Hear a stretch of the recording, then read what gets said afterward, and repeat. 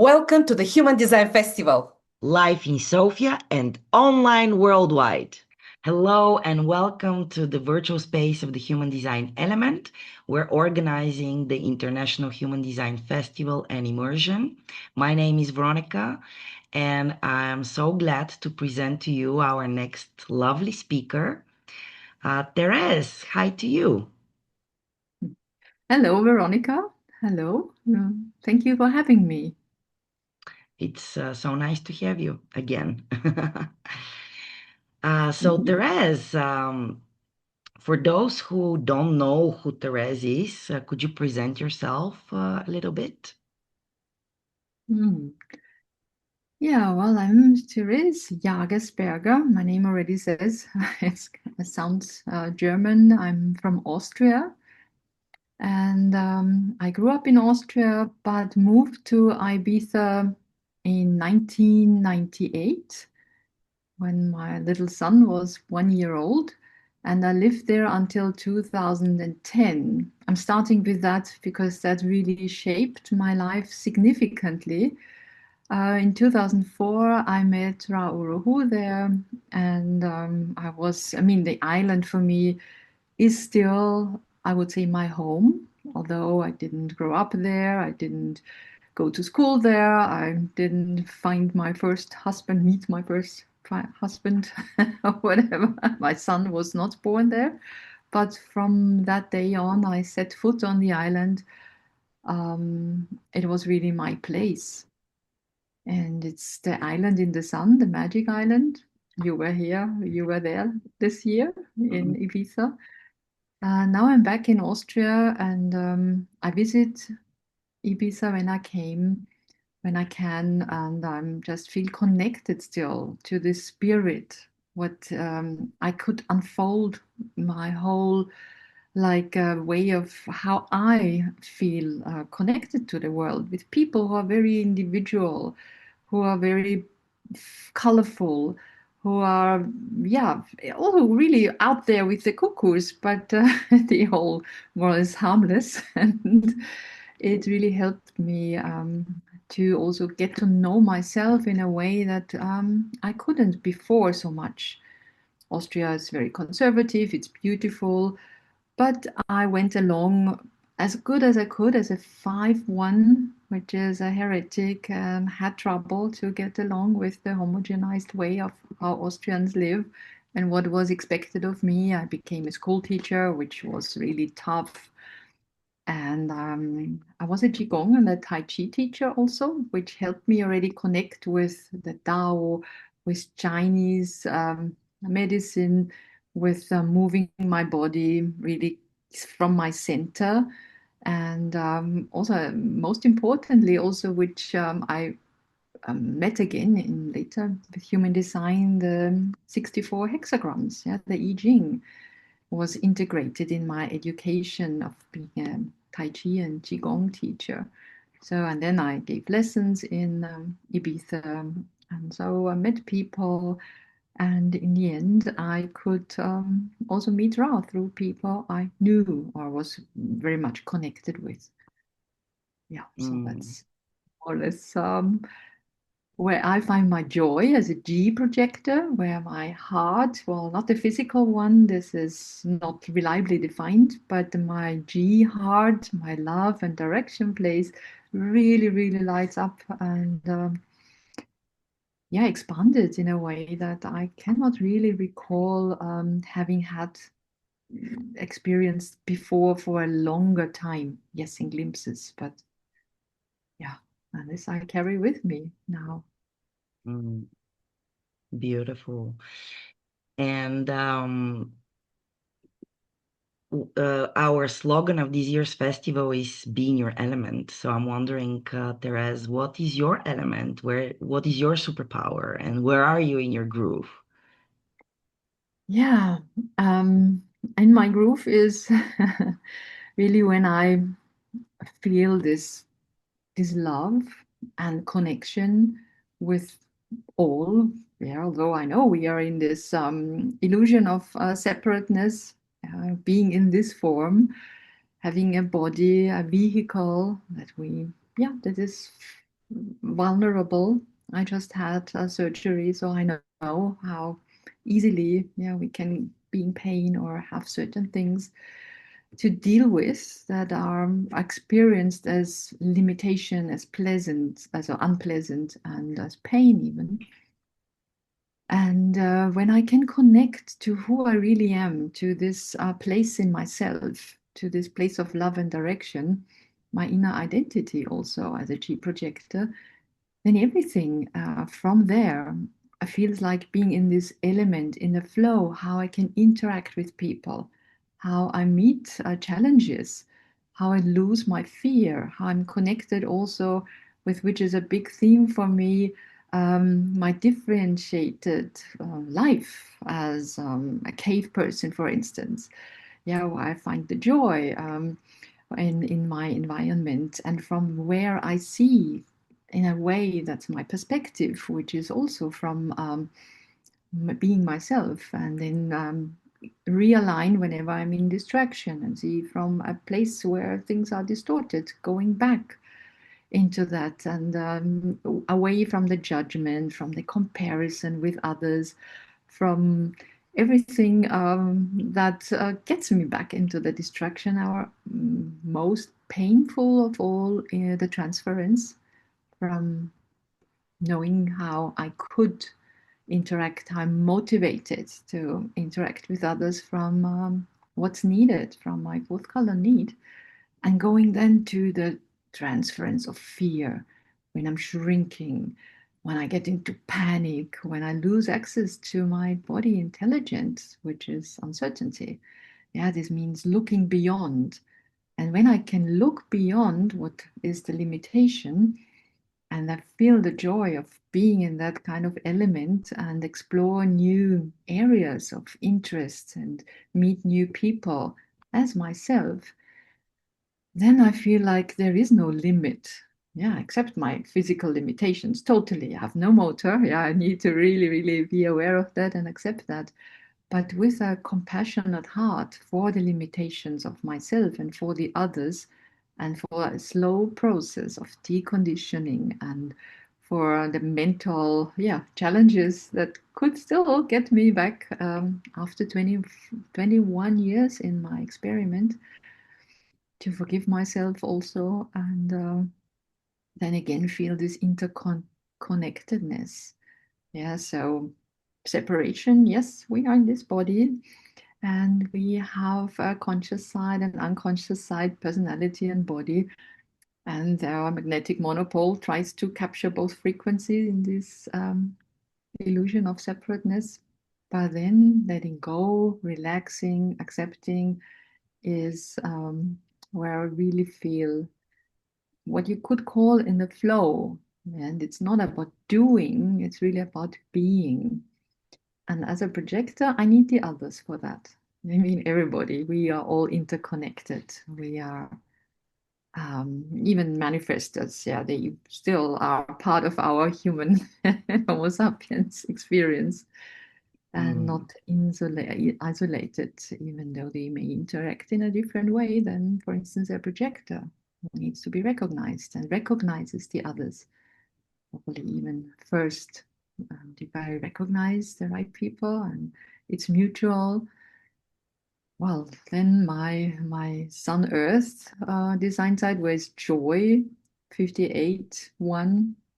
My design side is really Earth is really lighting up so much. And then I can also feel my incarnation cross unfolding, which is the cross of healing, transpersonal, and healing through love. So it's all kind of, when you once reach the state where you see all these different elements of what makes us in this very differentiated way, above and below the line, playing together, which is not to be grasped in a pure intellectual way, which can only be experienced in a body. And then the breathing comes naturally. Then I'm really in my element. And there's a fifth line: I'm here to share, I'm here to interact and to pass on my own experience and my own knowledge and my own, whatever happened to me in my quite a long life compared to like people who have been just in the first phase, in the first cycle of Saturn return. I'm post Chiron. So there has been quite a journey already lived in this body and as myself. Mm. And when you met human design, how did you deal with the concept of no mind? Was it Yeah, shocking or was it a yes. relief? How did you experience that? That's a good question because I have a defined mind. I have something permanently activated, an abstract channel.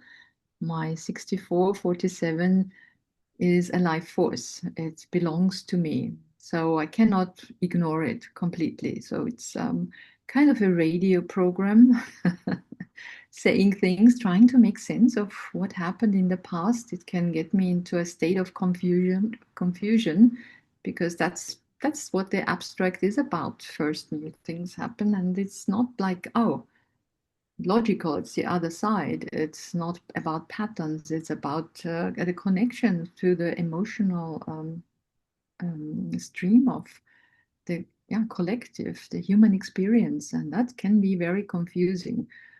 So that was the big relief to say, yes, that's why and how I can see in my chart as a map. That's why there was so and is and has been so much going on. But it's not about identifying with it. It's not about taking decisions from there. And it's something that is also part of me. I'm not the person who has an undefined head and ajna who can really say, secondhand thoughts, I let it go. So mine is when others invite me to share, making sense for them, not for myself.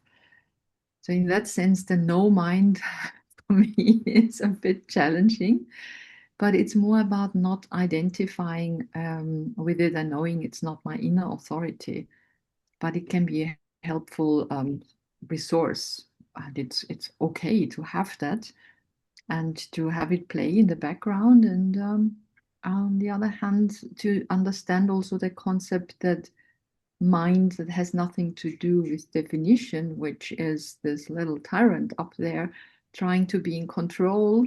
Yeah, who we think we are, and taking the open areas, everything that's white in our chart, as an area of getting us away from who we are. And I've known that so much with no motor, like the open ego, a big challenge. Not here to prove anything. Yeah, not here for that. And this was a tough way to really accept that even if I'm not the most intelligent, knowledgeable, I don't know what person in the world, I'm good enough just as I am. So this no mind, like not controlling or letting my existence controlled by all this talk, not being not good enough, or having to work harder with a completely open sacral, or is okay to have a confrontation if it's important with my undefined solar plexus, and accepting that there will always be pressure felt in the body through my undefined root, but still being in my own rhythm and my own pace. So that's been 3 times 7 years experience for now. And when I heard it for the first time, I was like, okay, so let's do that. Yeah, so let's look at that. And I thought after half a year, know everything. And then I didn't. And looking back only, of course, with my abstract definition, I can only laugh about this cosmic joke, how I thought I know everything, but it's also typical projector, I think, absorbing everything, knowledge, and then thinking, now we know everything, we tell the others now how it all goes.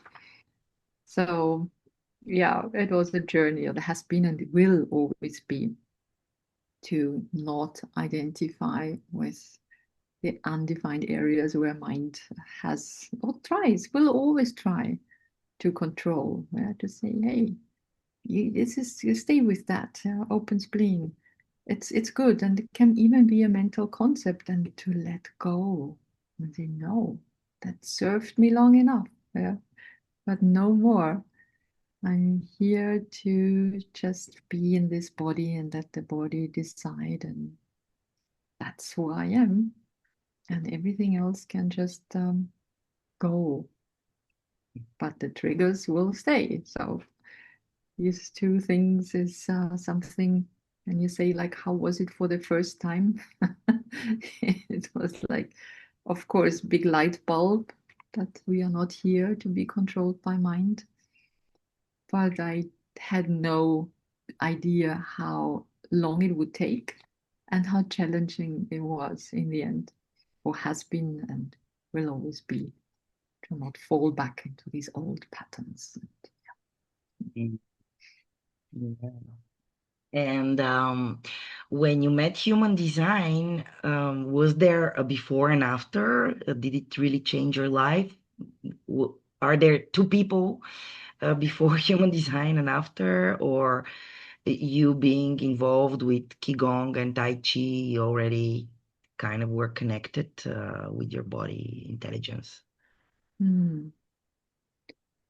Well, Tai Chi and Qigong helped a lot, I have to say, because my teacher um, she's Austrian, but she studied in China. So she was very connected also with this I Ching, Qigong, the 5 columns of the Chinese medicine idea. What she also knows way more. She really studied that with the herbs and the food, the 5 elements, and all that. And the 1 column is like the body movement, the Tai Chi, the aligning us with our inner core and going with the chi, with the flow, with all that that's always there, the chi. Now we would, in human design, probably say it's the neutrinos. Yeah, so there is all that penetrating us all the time. And of course, that concept I didn't know. But also having to really get into my body, that was a huge step already. And in Ibiza, I had a group that was forming me, around me, forming through a meditation group I had joined, which was Buddhist based. And then people asking, what do you do? And I said, well, I'm a Qigong and Tai Chi teacher, amongst other things. And then they really, really invited me to be their teacher. So before human design, I could already see, like, when people invite me, although I didn't understand why, suddenly that goes so well. But when I tried to, like, okay, I have posters, people come, I do this, or for that, it was not really working in the same way. But it was by somebody seeing me, recognizing, oh, there is something interesting. Yeah, we would like you to teach us now what you know. And that turned out really nicely.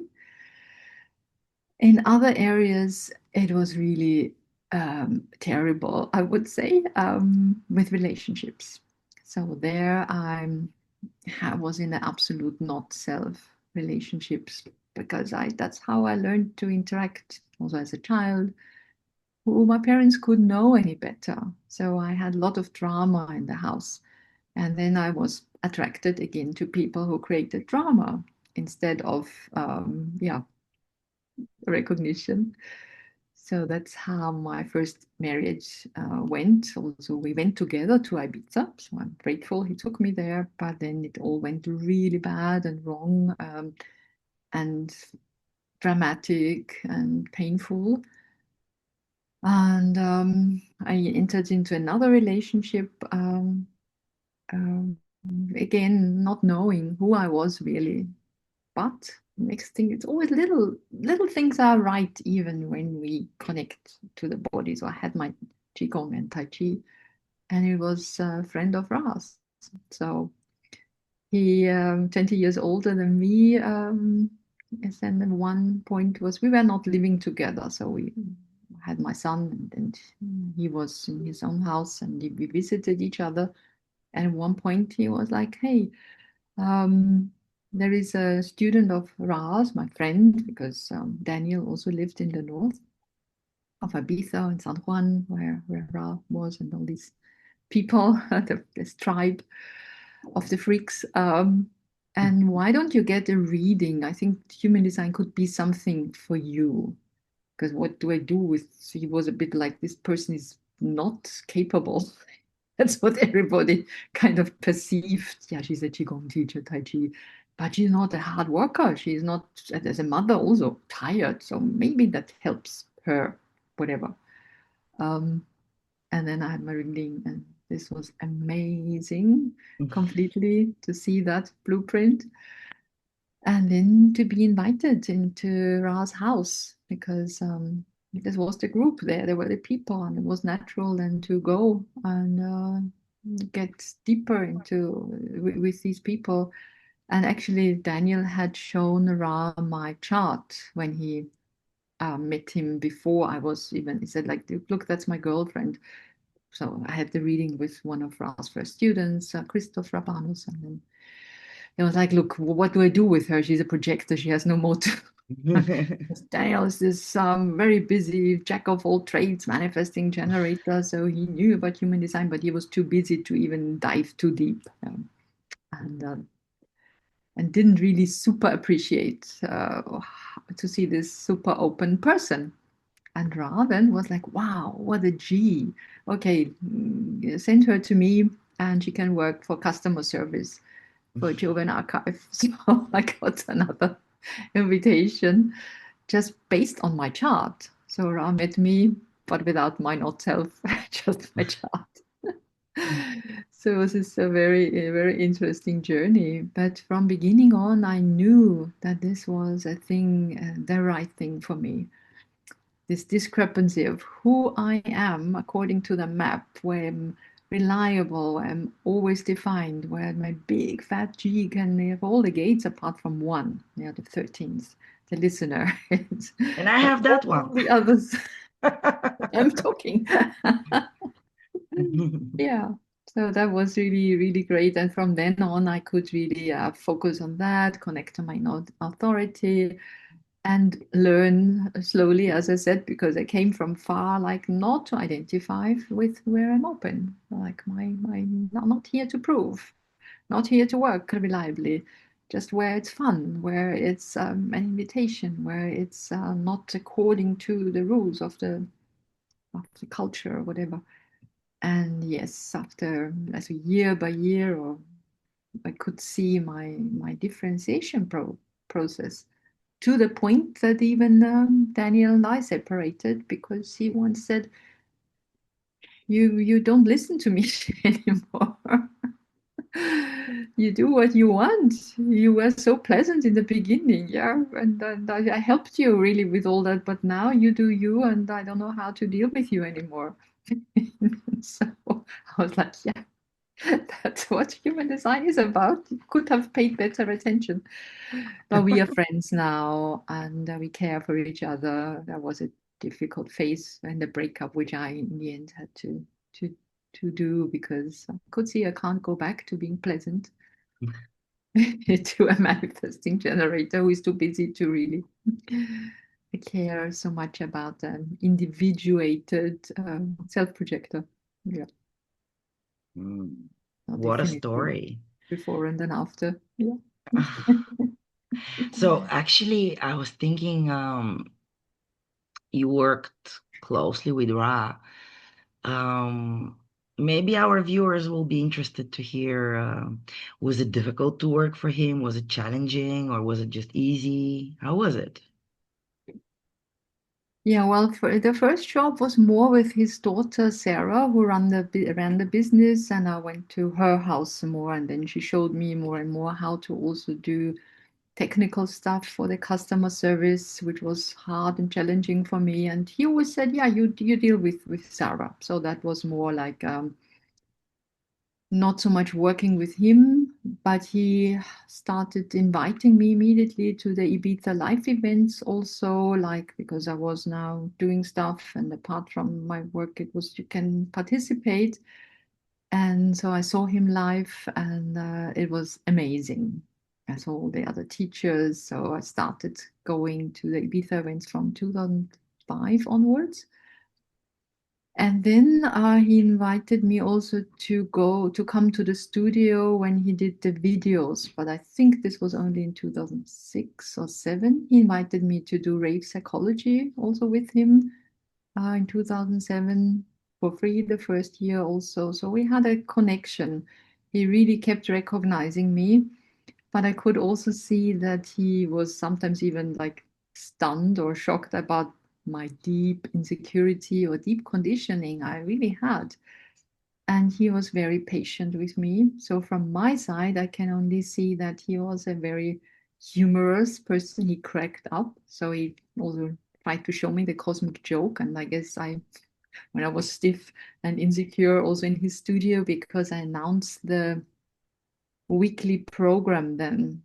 Now only Razen, I think, survived. That's still there is a regular broadcast video, but we had interviews in this weekly show with Iñaki, and then Alok did his thing, and Mal Brittain, who was the musician, radio guy, always played some music. And I was sent a text by Ra every week, how I would like the like introducer or like anchor woman say like, hello, this is our weekly program and today we will do this and that, blah blah blah, and then next thing we will you will hear that or whatever it was. And in the end, now Razen, and there was always a jingle and music. And when I first came, I was already sitting and waiting for him in the studio. Then he came, and I was always very nervous. And he tried to always cheer me up. Yeah, so sometimes he really tried to tell a joke, and I was like, okay, why is he telling me a joke now? I was still so concerned about how it would appear, how I look, and as I said, there was a process to decondition, but it helped me so much. And I heard from others, and I know that he could be very hard, very closed down. Even people felt let down by him, splenic, going out of it now, or not showing up as a third color leader is desire motivation, but leaning back and saying innocently in his transference, which he, by the way, also admitted once in a while, you guys deal with this and that when it was about business. And then people started fighting. Oh, he promised me this and that, and then he didn't interfere. So I know that he could be challenging, and people have a grudge, and probably rightfully so. But to me, he was really always the kind of benefactor and somebody who saw a potential and had compassion for me. That's what I'm here also to pass on to others, to hold this space for the compassion for how challenged we are when we are not self and when we are still insecure and fearful and yeah, live from our mind and can't relax yet completely in who we are. So that's from my side. That's why I love him so much, and that's why I was really heartbroken when he died.